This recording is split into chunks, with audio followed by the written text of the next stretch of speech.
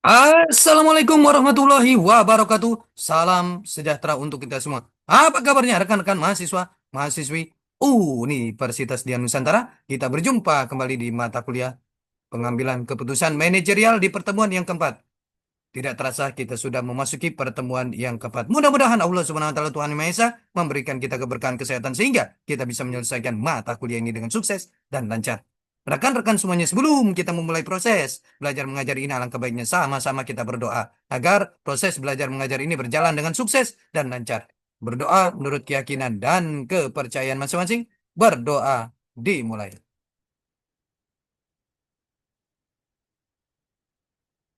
Selesai. Rekan-rekan semuanya, di pertemuan yang keempat ini kita akan membahas materi yang sangat menarik sekali. Mohon izin saya share materinya di pertemuan keempat ini. Kita bicara tentang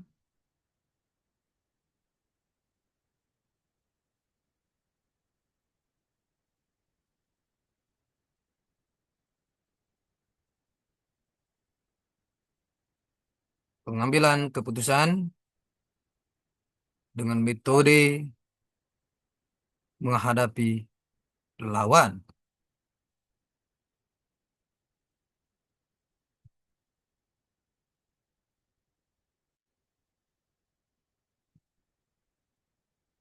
Pengambilan keputusan dalam situasi resiko. Apa itu pengambilan keputusan dalam situasi resiko?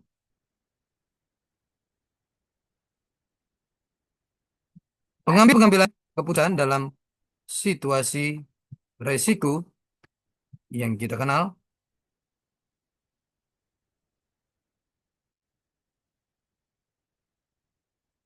kondisi dalam pengambilan keputusan. Pasti, resiko tidak pasti. Kesempatan membuat keputusan yang salah rendah, sedang, tinggi.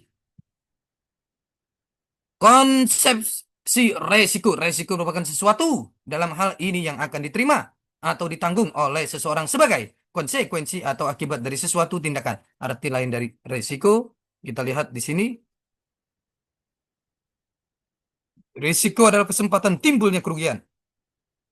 Resiko adalah kemungkinan timbulnya kerugian, ketidakpastian, resiko menyimpangan hasil aktual. Resiko adalah suatu hasil yang berbeda dari hasil yang diharapkan. Dalam menghadapi resiko pada umumnya terdapat 4 penanganan yang dapat dilakukan oleh organisasi. 1. Menghindari resiko, risk avoidance. 2. Mitigasi resiko atau mengurangi resiko, risk reduction. Dapat dilakukan dengan mengurangi kemungkinan atau dampak.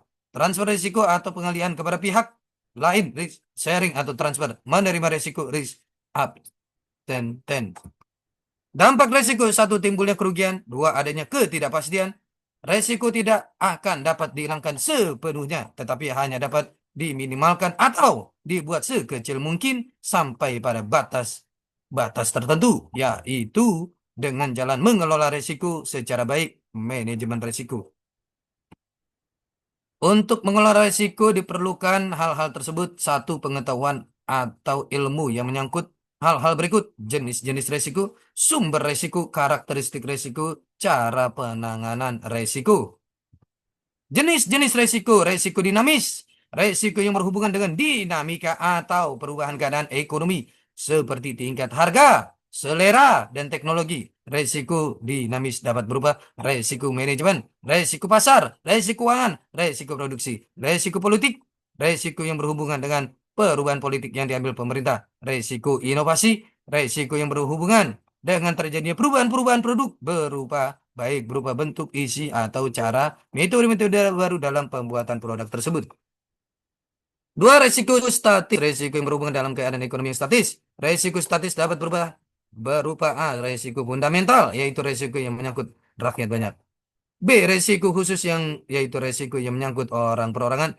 C. Risiko murni, yaitu risiko yang sifatnya alami atau murni. Risiko spekulatif, yaitu risiko yang sifatnya untung-untungan. E. Risiko perorangan, yaitu risiko yang dapat menimpa orang. Dan F. Risiko kebendaan, yaitu risiko yang menyangkut harta benda. Sumber-sumber risiko masyarakat atau risiko sosial.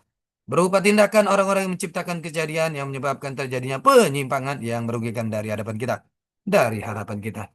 Resiko fisik berupa fenomena alam dan kesalahan manusia. Resiko-resiko ekonomi berupa keadaan ekonomi yang mungkin mengalami perubahan atau tidak. Definisi kondisi merupakan suatu bentuk keadaan yang disebabkan oleh berbagai latar belakang yang ada. Latar belakang tersebut pada prinsipnya memiliki berbagai dimensi yang turut serta dalam mempengaruhi pembentukan lahirnya berbagai keputusan. Perubahan kondisi dari A ke B dapat juga disebabkan oleh masuk dan berkembangnya suatu informasi, sehingga informasi telah mempengaruhi tatanan kondisi yang ada.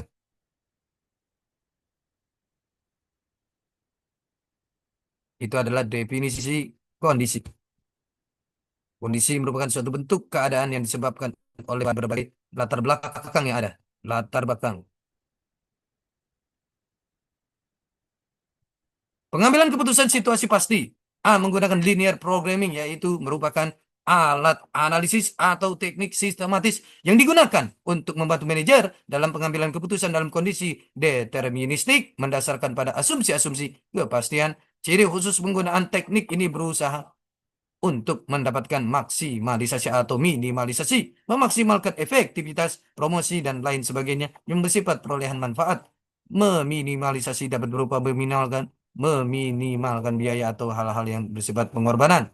B. Analisis jaringan kerja dengan menggunakan Critical Path Method CPM dan Project Evaluation and Review Teknik PERT. Kedua metode tersebut telah digunakan untuk perencanaan, penjadwalan, dan kontrol dari bermacam-macam ragam proyek seperti riset dan pengembangan produk baru serta proses pembuatannya. Konstruksi pabrik, bangunan jalan, perawatan alat-alat besar, pengawasan sistem baru seperti pabrik, komputer, dan sebagainya. Contoh lain pengambilan keputusan situasi pasti dapat ditemukan dalam keputusan investasi yield yang dihasilkan investasi yang ada bervariasi tergantung pada situasi perekonomian pasca keputusan. Dalam situasi kepastian kondisi ekonomi mendatang dapat diprediksi pertumbuhannya dengan tepat. Walaupun hal ini secara logis merupakan hal yang tidak mungkin, banyak pengambil keputusan menghitung visibilitas kelayakan investasi dengan cara seperti itu. Mereka menghitung internal rate of return IRR atau net present value NPV dalam situasi pertumbuhan ekonomi mendatang yang dapat diduga atau diramalkan predictable.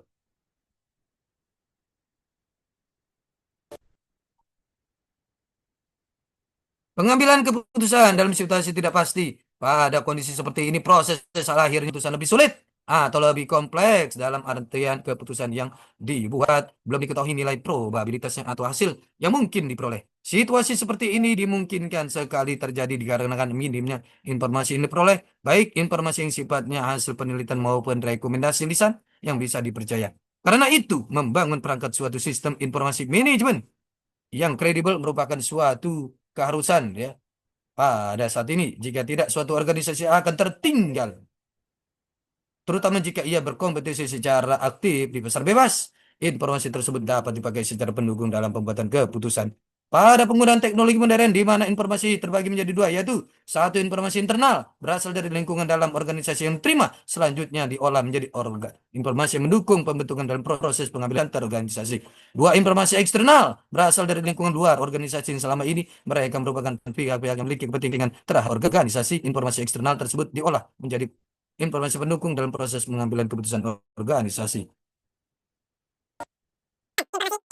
Internal juga informasi eksternal untuk menghindari timbulnya masalah dalam situasi yang tidak pasti. Manajer melakukan riset, mencari informasi sebanyak mungkin dan merupakan beberapa metode mempergunakan beberapa metode pengambilan keputusan yang paling sesuai dengan setiap kondisi masalah yang mungkin timbul seperti A. Dipergunakannya metode Laplace, proses pengambilan keputusan dengan asumsi bahwa probabilitas terjadinya berbagai kondisi adalah sama. B. Metode Maximum, proses pengambilan keputusan dengan hanya mengutamakan hasil yang paling optimistik dan mengabaikan sisi lain yang mungkin terjadi. Metode maksimin, proses pengambilan keputusan dengan memilih alternatif yang paling minimal yang paling besar. D. Metode regret, proses pengambilan keputusan dengan didasari pada hasil keputusan yang maksimal berdasarkan data pada masa lalu sebagai bahan perbandingannya.